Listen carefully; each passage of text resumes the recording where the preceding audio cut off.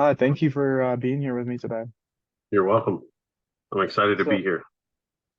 yes, I just had a few questions. I wanted to hear more about kind of what you've done in your career in the past and kind of what has brought you to where you are in your current position.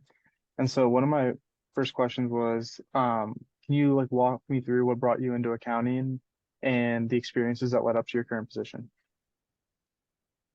Yeah, my brother-in-law, Mike, was an accounting major at University of Illinois, and at about that point where I was trying to figure out what I was going to major in school, I talked to him about his experience with accounting and kind of the pros and cons of studying accounting, and uh, kind of came to the conclusion that that sounds as good as anything else. I really didn't have any other influences or any other ideas about what I wanted to study, and I thought, well, if I have some trouble with it, here's someone that can kind of help me out. So I thought it sounded like a good career, and I had a kind of a mentor in hand with my brother-in-law. So that's why I chose Did any, accounting. did any of your friends at the time from at your high school that were going to college, what kind of careers were they looking to get into? Yeah, I had another friend, a close friend that went to a school about 3 miles from where I went, and he was studying accounting also. There were maybe very few from my class of like I think we had about 125 kids in my graduating high school class, and I think there may be three of us or something that went into accounting, so it wasn't very much. In college, did you question like during the coursework whether you wanted to do something different like management or finance or No, marketing? I never really saw a reason to kind of veer off that path. Once I started taking accounting classes, I thought, I feel like I'm good at this, and I think it's interesting. It's logical. It makes sense to me. And I thought, I was doing well in it. So I thought I really didn't have any thoughts about switching majors or anything. Hmm. And do you remember what the first accounting class you took was? Well, I took one in high school. I think it, I think it was called like Introduction to Accounting. And it was really like basically it was a bookkeeping class, to be honest. It was booking journal entries for like a retail store or something, and so you made all these entries to record. They had some sort of story problem thing, like, so and so's accountant quit and they need your help putting the books together. And you had to like record all the activity for like a particular month, and then you had to close the books for the month. So then you had to make adjusting entries and accruals and things like that, and then you were required to prepare a set of financial statements, so a balance sheet, an income statement, and back then, before it was called statement of cash flows, it was statement of changes in financial position. So you basically had to prepare the basic financial statements for the retail store, and I guess give them to their auditors for their review, and their audits. So that was kind of the first time I'd ever been exposed to it. I think I was a junior in high school, or maybe a senior. I can't remember which. And so when I got to like financial accounting 101, my sophomore year in college, and we started kind of going through that stuff, a lot of it was a review of what I had learned in high school. So I kind of felt like I was a leg up on everyone else, and I could kind of focus on the parts that maybe I didn't quite understand from high school, and so it made the class pretty easy for me. And yeah, that's my recollection of the first accounting class I ever took. What was your favorite kind of accounting topic, whether it being audit, tax, financial reporting, managerial? Uh, I actually thought managerial was the most interesting, but I also felt like it was more complex than, the standard stuff that you would learn would be like a retail store, or that's really was the most popular, or or a basically the manufacturing area was the part where you had to, when you had to deal with inventories and uh, how to account for inventories and the different methods, um, and accounting for shrinkage and things. And so it just seemed more complicated to me than, you sold 50 books this month, and you know What's they the they kind expense? of Yeah. glossed over, well, how did you figure out what those books cost the company to be able to figure out what the profit was? They completely glossed over that because there was a whole class on how to figure that out, and that was managerial accounting. So that was the second course I took after financial accounting. I thought it was the most interesting, but I thought it was more difficult too. Which of the accounting classes do you think has helped you, and what did you have used the most throughout your career? Um, well, not tax, because tax seems like it changes so often that whatever they taught you in college is likely very different in practice. I think the one I enjoyed the most was auditing. I thought, well, this is an interesting way of, you learn how to do all this work, booking journal entries, preparing financial statements, but it's really sort of interesting to figure out, well, how do you go and look at the work that someone else did and get satisfied and comfortable that it's materially correct? What sort of tests would you have to design and to kind of gain comfort that the financials are proper? So I thought that was pretty interesting, actually. So I did really well in auditing classes. I'm curious, how, like, can you give me an example of like one instance where you like what you would do in that circumstance? Because I know like how to do the kind of financial reporting because I've taken a class last semester, but I don't really know how like the auditing is actually done. Yeah, I mean, one of the first things that you get assigned to as a new public accountant, if you go to work for a public accounting firm, is to audit inventories.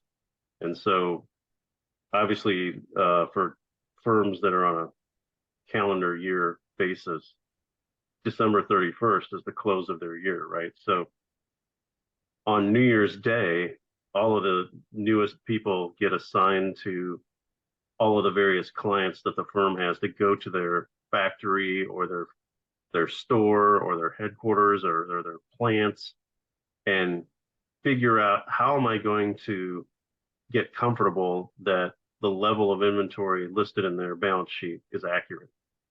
And so one of the ones that I got assigned to was a furrier, so like women's fur coats. And that's fairly straightforward because you can just go over to the racks and you can count how many furs are there. It was a furrier in downtown Chicago. But the Mm. more challenging one was a company that made the screw-on caps for like bottles of oil.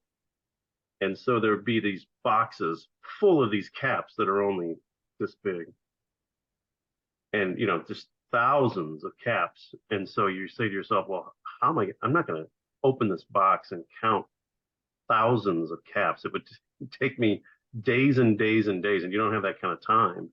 You've got a day to satisfy yourself that the inventory is proper. So that's when you got to get creative, things that they're not really teaching you in college. And so I decided that I would figure out how many caps weigh at least a certain amount, say a pound. And so I got a scale and I got a smaller box and I dumped a bunch of the caps into a box until it weighed a pound. And then I weighed the box in its entirety and then divided by the weight of the small box that was a pound to figure out how many pounds were in the large box. So you kind of Mm. improvise and kind of think on your feet when you're doing this stuff. Um, And so you're solely responsible of trying to measure everything, or do you kind of right, just say to the company like, "Hey, do this and get back to me with the number"? right. And so, as you might expect, the risk is not that they're going to understate their inventory, right? So you're not looking to prove that they forgot to count, a room full of boxes that that were not counted, right? So the risk is that they're overstating their inventory Mm. to make their balance sheet look better, to make their asset levels look better. Um, so it's a challenge that you kind of need to design your tests to look for overstatement of assets and understatement of liabilities, because that's where the risk is. Uh, Interesting. Another one I did was RC Cola. And back then, I'm pretty sure, I don't even know if they were making cola in cans at that point. Everything was in a bottle.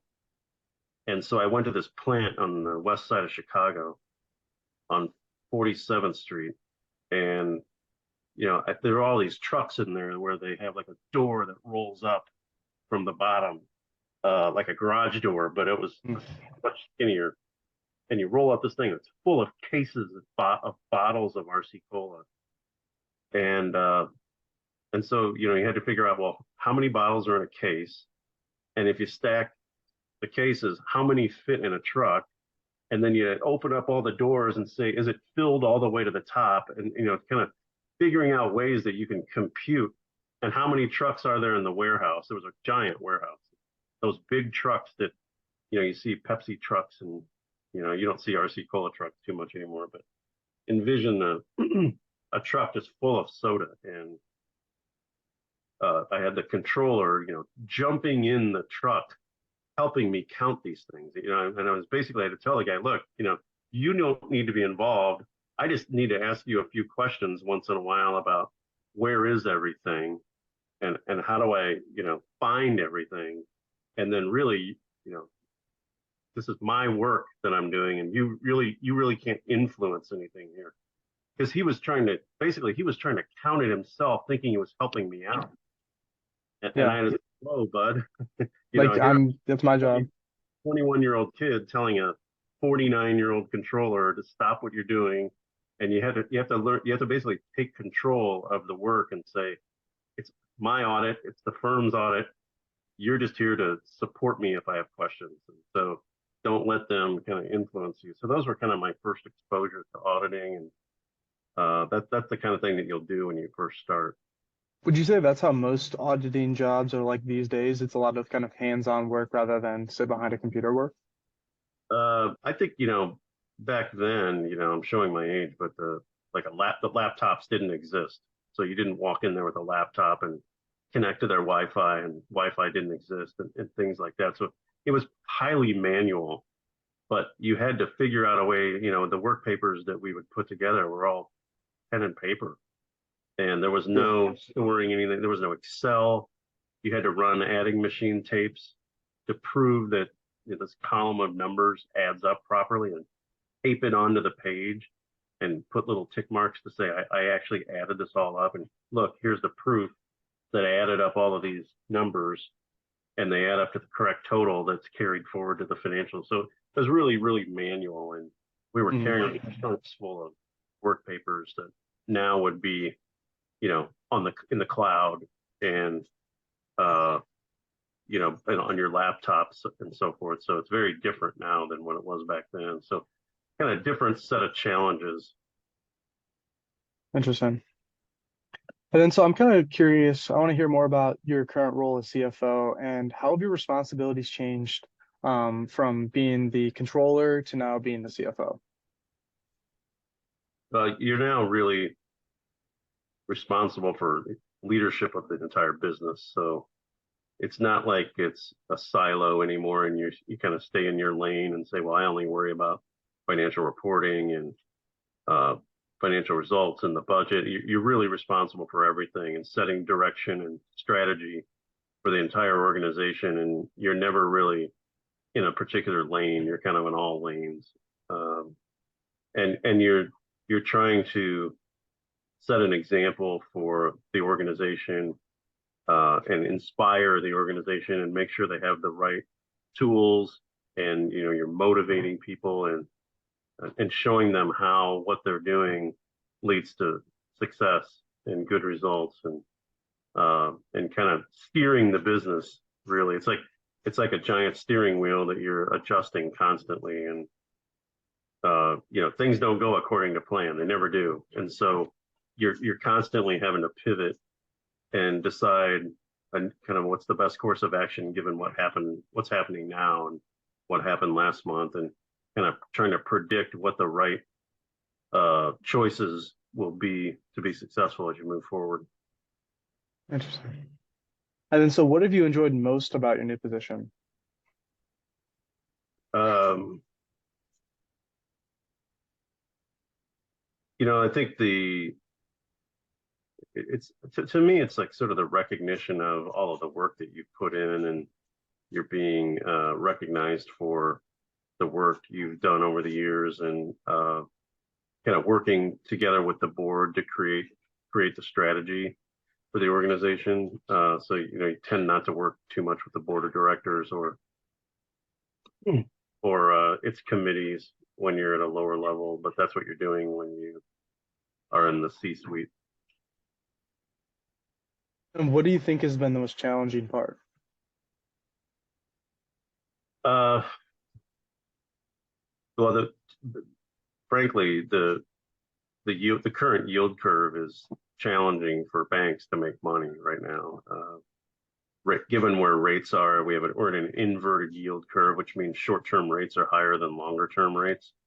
The typical slope of a yield curve is upward sloping, and I'd be doing it backwards by drawing it to you. What looks like to me Yeah, something, it would be normally like this, but instead it's like this, or it's like this, and then it's coming up. So uh, just being able to manage the interest rate risk. Uh, Difficult to make money when borrowing costs are your inputs. You're buying money, borrowing money at rates and trying to lend it at at higher similar rates. rates. Yeah. And, you've got challenges in the economy. You've got inflation taking a bite out of everyone's wallets that makes it more difficult for them to afford monthly payments on loans. So managing credit risk is a challenge in this environment, and managing interest margin, which is the difference between the interest we earn on the loans we make and the rate we pay on our deposits and our borrowing, and determining, what's the right mix of deposits versus term borrowings. So those are some of the challenges right now. What would you say are some skills that are essential in the accounting industry, and kind of did you learn them in school, or did you learn more stuff on the job? I think you learn more on the job. I think you learn how to question, how to not just take things at face value, and evaluating what you hear. Does that make sense? Does it not make sense? And to kind of push back until you get an answer that makes sense to you, because people will try to just throw a story at you, throw an explanation, and kind of hope you go away. But you're not going to. Your job is not to go away until you're satisfied that what you heard is logical and reasonable given what you've seen in the numbers and in the trends. And believe me, I've had a lot of people give me explanations, and I'll say, oh, okay, thanks. And I'll go back to my desk, and I would tell my senior auditor, my in charge, well, they told me this, and they say, well, that can't be because this number actually went up, not down. And so, when you're kind of a rookie, you tend to be kind of trusting, and your job as an auditor is not to trust. It's to You're an evaluate investigator. evaluate what you've heard, determine whether it's reasonable, logical, supportable, and then get proof through either testing or verification that the kind of the story you got makes sense and actually holds true. Yeah. What skill would you say is most valuable for you when you're evaluating potential new hires? What I really look for the most is I feel like you can teach fundamentals in accounting. What I'm really looking for is this person reliable? Is this person trustworthy? Are they ambitious? Are they wanting to do the best job they can? Are they trying to get ahead? Are they if you tell them to do A, B, and C, are they doing A, B, and C and say, hey, I can do D if you'd like, and because I'm done with A, B, and C. Like, what else can I do to help? I mean, those are the kinds of people that you want on your team that are always questioning things that don't seem proper, and instead of just accepting things the way they are and just kind of saying, well, hey, it's 5 o'clock, it's time to go home. You're like, well, you want people that won't go home until the job is done right. That's really what I'm looking for. And how do you look for that in an interview with a person who is from outside of the company? I think you kind of get them to do the talking. So I prefer to not just kind of give ask questions that give kind of yes or no responses. It'll be more like, tell me about a time when, so that you're just sort of lobbying a general question to them, and it's their job to think about a good example that illustrates the type, that's sort of the topic that you're talking about that you lobbed over, and how did they handle it? You know, what went through their mind? How did they reason through things, and what did they do to ask questions or prove it true or false? So that sort of thing. You're looking for kind of the ability to kind of sift through a bunch of BS to Mhm. to determine whether things make sense. So that's really what you're looking for. Do you have like a favorite question that you like to ask during interviews? I really don't. Yeah, like some people will take the tact where you might want to put the candidates at ease in the beginning and say, where are you from? Oh, great. I know somebody from that town. What do you like to do for fun? And kind of try to get them to reduce their nervous level, and then they're kind of feel more comfortable talking to you, and you'll get a candidate more at ease, and they'll be able to articulate things better, I think. So, but I don't really have a favorite question. I kind of just see where the momentum is taking me, and uh, I'll ask them, of course, what their background is and what their majors are and minors, and what their, were they in a fraternity or sorority? Did they hold leadership positions in any of these things? What did you do to set yourself apart from all the other candidates? Why should I hire you rather than your classmate? You know, Mm, what do you bring to the table that that person doesn't? interesting. I'm curious, does the credit union have any internships that they hold for college students? And then if not, what are the most valuable internships for students that are Yeah, looking to that's a good get into question. accounting? That's a good question. My son asked me to get the answer to that, and I haven't gotten it yet. Where our human resources area is going through kind of a restructuring right now. We had some key people. They're kind of trying to reassemble and restructure the department. So the things that nothing is sort of steady as she goes. A lot of people don't know the answers to who does this now, who does that now. I don't know. We're kind of trying to figure that out. So that's why I don't have an answer to that question. But when I was in school, the big four public accounting firms came to campus on recruiting nights and introduced themselves and met the students, and interviewed people for internships. And I'm trying to remember how many internships they were interviewing for, like maybe, I don't know, maybe 25 or so from my school. And my school wasn't the only school they were visiting, so they were only going to take so many from my school, so many from University of Illinois, so many from Northern Illinois University, et cetera, et cetera. So there were a finite number of interns they were going to take from each school, and so it was very competitive. We had about, when I was a freshman, we had probably, I'm going to say, uh, maybe 4,000 accounting majors, out of like 25,000 students. And by the time we graduated, there were about 400. So 90% of is a 90% dropout rate from freshman to senior. And so of those 400 students, I mean, not everybody was interviewing for an internship, but that was pretty much the way to get your foot in the door at a large public accounting uh, institution. And so getting an internship was a big goal of everyone's. And so they probably took, I don't know, maybe 10 people from my school. And so 10 out of 400 were going to get chosen. So what they did is they had kind of a ranking system where a matching system where if you interviewed with 10 firms, you'd rank from 1 to 10. This was the order in which, I felt comfortable and these are the firms I like to work for from 1 to 10. And then they did the same thing of all the students that they met. And so they tried to say, well, Grant listed, KPMG as his number one, and KPMG listed him as their number one. So that's a really good match. And so they would award an internship to Grant. But and it wasn't always going to be perfectly aligned like that. And Grant might have said KPMG is number one, but maybe KPMG had Grant listed number five.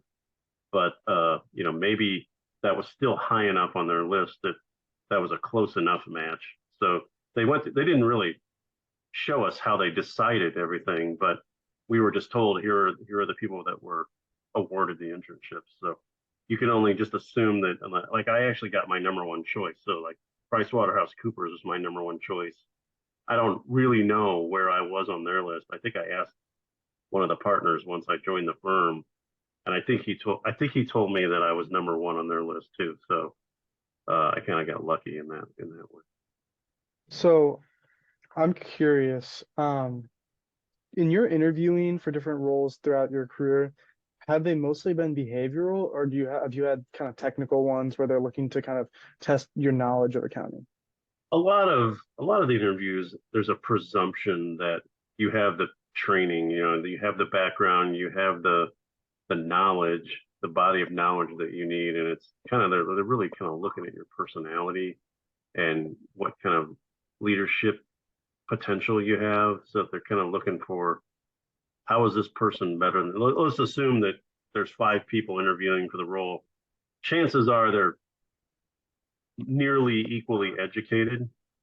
And so you're really trying to figure out which personality is going to work best. Who's going to be a fit for the department, and kind of in terms of like provide a chemistry with what we have currently, and who seems ambitious and wants to really do the job, kind of who's a go-getter. That's kind of what I think people are looking for, because there's a lot of, hang on a second, I think that, can you push pause? It's fine. You can go ahead. Oh, it's a stink bug. I thought maybe it was a wasp. I heard something land. Mm. It's fine. It's not going to bother me. Uh, so yeah, I think it's, yeah, hi, I'm on an interview. Yeah. So I think there's not a lot of technical questions being asked in interviews. Like, how do you account for a LIFO inventory? And they just assume you kind of already know that because you've got a degree, and if you're coming from a good school, there's just a presumption that you kind of know all this, especially if you pass the CPA exam. There's kind of, good housekeeping seal of approval on your forehead. Is the CPA kind of required for those entry level positions in the Big Four, like prior to At least when I joining the was firm? there, they were not, but they were highly encouraged. And I think if you didn't pass your CPA by maybe the second year you were there, you probably weren't going to go anywhere. You might be even let go. I see. So they would help you, like they would pay for review programs and stuff to help you out. So that it's not like they just said, good luck to you. Let us know how you did. They're actually helping you. And you're learning, sometimes you might think that, it's valuable to learn things on the job, but sometimes the way things are done in practice differs from the way they're taught in textbooks. And you might actually get a wrong answer in an auditing class if you think about your last year's work experience and how things were handled. It may not be the way it's taught in school. So sometimes it can kind of backfire if you're studying on the job. But I passed before I started, so I didn't have to worry about working a 12-hour day and coming home and studying for the exam. That's one of the best pieces of advice I can give you is use your time wisely in school. Pass the exam when you have nothing but school as your full-time job, because once you have a full-time job, it's awfully difficult to pass the exam and find the time. Yeah. And then one kind of final question. Is there anyone you'd recommend I talk to further if I'm interested in accounting? Yeah, certainly I would look for your professors. I'm sure some of them are ex-public accounting people. And you don't have to certainly go into public accounting. You can go into private practice, corporate accounting, et cetera. There's likely these guys have or ladies have worked at, some large organizations and give you some advice on, especially now, things are so much different than when I got out of school. It's been quite a few years. So I would encourage you to talk to your professors, and when they have recruiting sessions on campus, now you've got access to some of the firms that are recruiting on campus, and you can kind of ask a lot of questions of the people that are the representatives that come down from the firms from, say, Indianapolis or Chicago. Or, yeah. Yeah, thank you. I really appreciate you talking to me tonight. So great. I was enjoyed talking with you, Grant. Have a good Awesome. evening. You too. Bye bye.